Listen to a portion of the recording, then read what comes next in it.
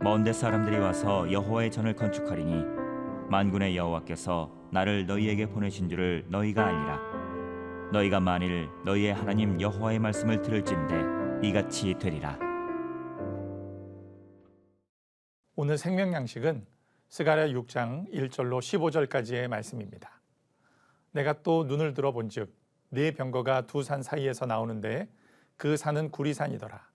첫째 병거는 붉은 말들이, 둘째 병거는 검은 말들이, 셋째 병거는 흰 말들이, 넷째 병거는 어룽지고 건장한 말들이 메었는지라. 내가 내게 말하는 천사에게 물어 이르되 내 주여 이것들이 무엇이니까 하니 천사가 대답하여 이르되 이는 하늘의 네 바람인데 온 세상의 주 앞에서 서 있다 나가는 것이라 하더라. 검은 말은 북쪽 땅으로 나가고 흰 말은 그 뒤를 따르고 어룽진 말은 남쪽 땅으로 나가고 건장한 말은 나가서 땅에 두루 다니고자 하니 그가 이르되 너희는 여기서 나가서 땅에 두루 다니라 하매 곧 땅에 두루 다니더라. 그가 내게 외쳐 말하여 이르되 북쪽으로 나간 자들이 북쪽에서 내 영을 쉬게 하였느니라 하더라. 여호와의 말씀이 내게 임하여 이르시되 사로잡힌 자 가운데 바벨론에서부터 돌아온 헬데와 도비야와 여다야가 스바냐의 아들 요시야의 집에 들어갔나니 너는 이 날에 그 집에 들어가서 그들에게서 받되 은과 금을 받아 면류관을 만들어 여호사닥의 아들 대제사장 여호수아의 머리에 씌우고 말하여 이르기를 만군의 여호와께서 이같이 말씀하시되 보라 싹이라 이름하는 사람이 자기 곳에서 돋아나서 여호와의 전을 건축하리라.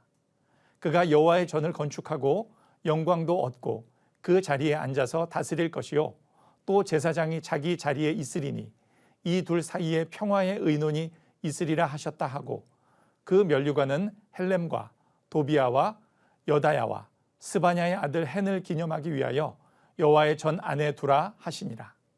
먼데 사람들이 와서 여호와의 전을 건축하리니 만군의 여호와께서 나를 너희에게 보내신 줄을 너희가 알리라.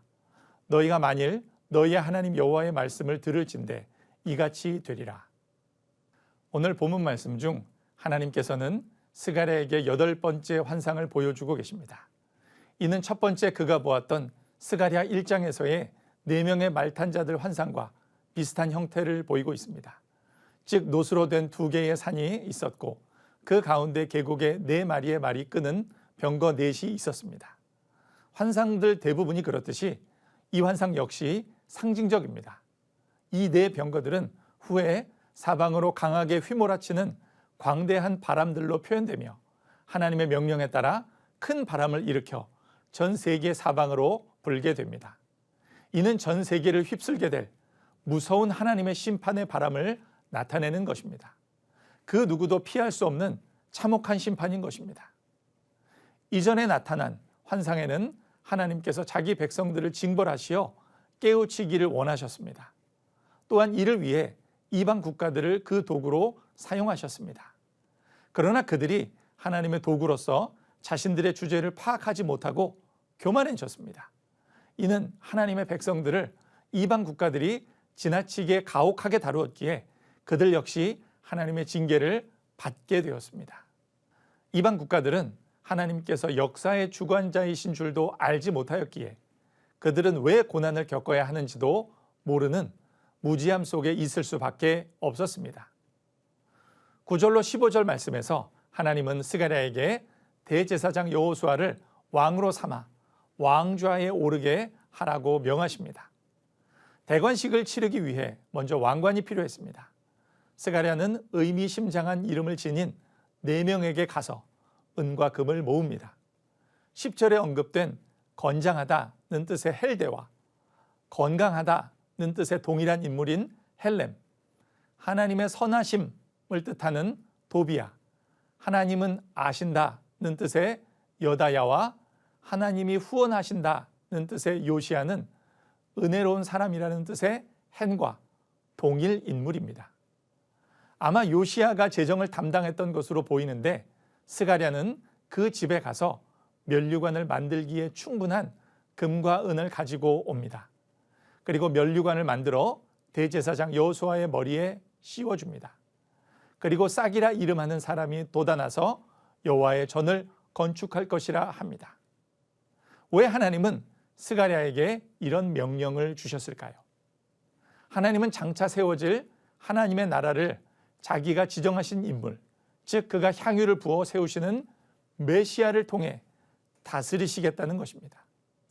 이런 의미에서 이 왕권은 대제사장 여호수아 개인에게 약속될 성질의 것이 아니었습니다.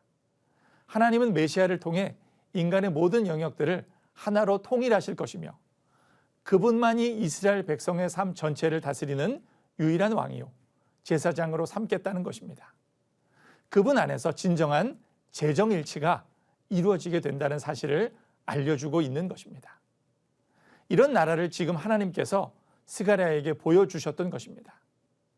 오늘 본문 말씀이 우리에게 주는 교훈은 다음과 같습니다. 첫째, 하나님이 행하시는 열국을 향한 심판은 그의 뜻대로 다 이루어질 것입니다.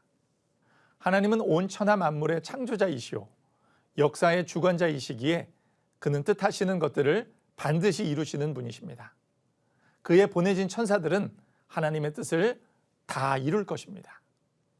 둘째, 예수 그리스도께서는 우리를 위해 왕과 제사장이 되셨습니다. 우리는 말씀과 성령을 통해 주 예수 그리스도의 다스리심을 잘 받고 또 날마다 그의 은혜의 보좌 앞에 나아가 우리의 죄악을 씻어야 할 것입니다. 셋째, 예수 그리스도께서 주신 구원의 복의 결과는 평안입니다.